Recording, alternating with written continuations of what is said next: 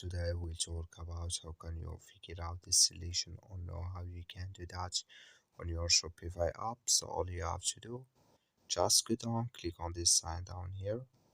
So when you click on this sign, it's going to show for us a list like this. Then all you have to do now, just click here on settings.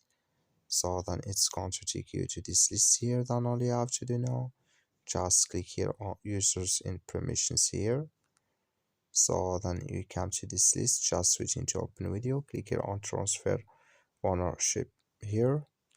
So then when you click on transfer ownership here, just click on it. When you click on it here, when you just click on it, it's going to take you to this list, and here add email, then here first name, then here last name, and here enter your password to confirm. Then you click in this sign, then it's gone here to add video here new store owner on your Shopify app. That's all you have to do. Thank you for watching. Don't forget to support us by liking, subscribe.